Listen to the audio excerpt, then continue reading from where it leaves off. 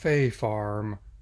So, when I found out that this game was going to be part of the Switch Online trials this month, my first thought was like, oh yeah, that did come out a little over last year, didn't it? And just like that, it swiftly went as quickly as it came until it showed up on my account. And even though it's not a bad game by any means, it's definitely also not one that you should rush out to play either. So let's get started. Game, which was developed and published by the Canadian-based Phoenix Labs, combines elements of farming simulator and RPG.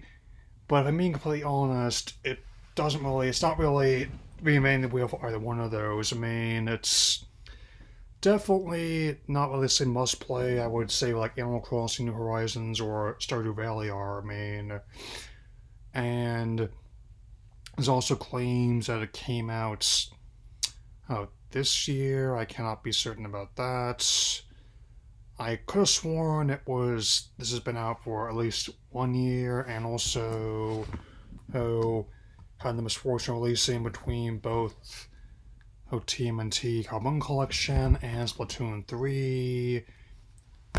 So it's another game that ended up getting splatted by squids and turtles.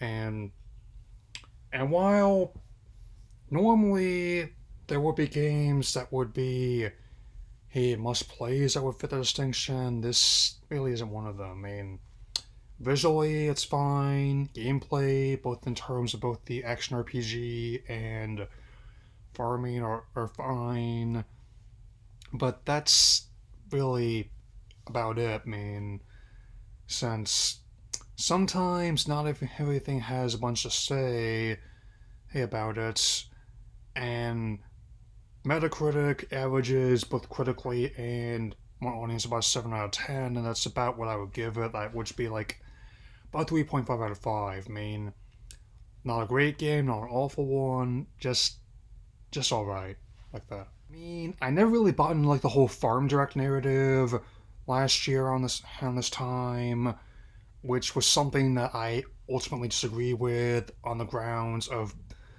both Tears of the Kingdom's reveal of its name and release, as well as the bunch of legacy titles of like GoldenEye and NC4 Online, and I instead had kind of used those and countered that the Sony presentation was full of live services before they really began that push, so to speak. I mean, I personally don't feel as compelled to get the full version of this game as quickly as it would something like Stardew Valley or Cult of the Lamb, especially there's updates coming early 2024, which looks quite interesting. I'm intrigued to play with that one especially. And I can guarantee you there'll be more entertaining games to address me. I just thought I'd get this out of the way before I really get into finishing stuff I want to have out by the end of this month and to really off December. And yes, it does include my look at Masks of Phantasm, some spoiler reviews, as well as my full look at To Be a Master. Anyway, that's all for now. I will let you know that a couple of projects I'm working on are connected to DC as a brand. It's not quite the Blue Beetle spoiler review yet, but it will be about characters that may or may not be a part of the upcoming reboot after 2025. So that's all for now. So take care, everyone.